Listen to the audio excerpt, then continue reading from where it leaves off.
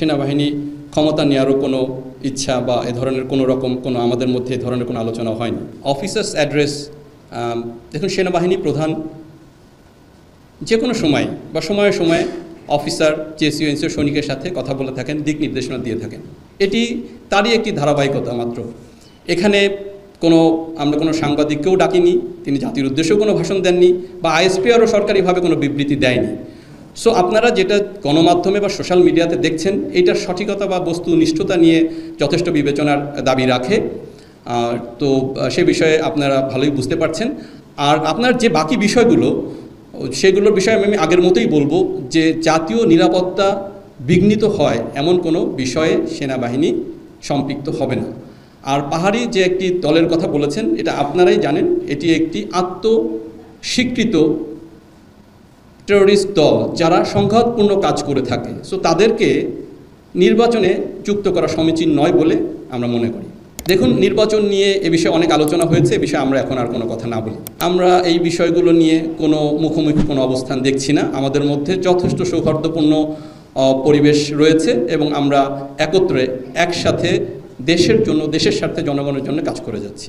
আমি বলেছি এটা নিতান্তই অফিসার্স অ্যাড্রেস একটি নিতান্তই আমাদের বাহিনীর অভ্যন্তরীণ বিষয় এবং গণমাধ্যমে আপনারা যেটা দেখতে পাচ্ছেন এটা সঠিকতা নিয়ে যথেষ্ট সন্দিহান। কারণ আমরা এখানে কাউকে যদি আমরা কোনো কিছু জানাতেই চাইতাম তাহলে আমরা আপনাদেরকে ডাকতাম, গণমাধ্যম থাকতো, সেখানে আইএসপিআর সরকারিভাবে বিবৃতি দিত। আমরা কিন্তু এগুলো কোনো কিছুই করিনি। তো এটা আমাদের জাস্ট একটা রেগুলার রুটিন অ্যাফেয়ার। সেনাবাহিনী প্রধান প্রায় হরহামেশাই আমাদের সাথে কথা বলেন এবং তার দিক নির্দেশনা দিয়ে থাকেন। পরিষ্কার বা মশক নিধনে সেনাবাহিনী কাজ করে না, বা উনি কীভাবে কোথা থেকে বলেছেন এই বিষয়ে আমাদের সাথে কোনো যোগাযোগ হয়নি।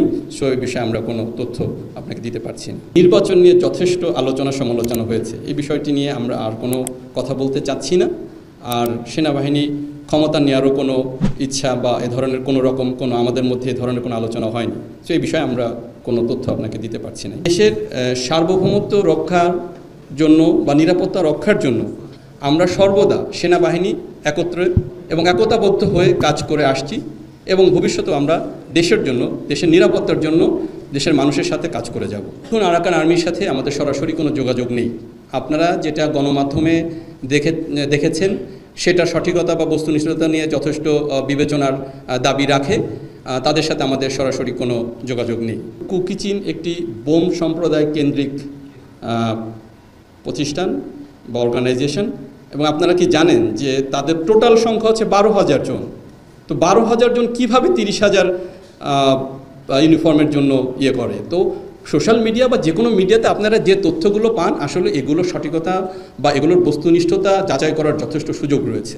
তো এই একটি ইনফরমেশন থেকে আপনি বুঝতে পারেন যে 12,000-এর মধ্যেও তো সবাই আবার সশস্ত্র বা আর্মড গ্রুপের সাথে সংযুক্ত নয়। সো 30,000 পোশাক বা ইউনিফর্মের বিষয়টি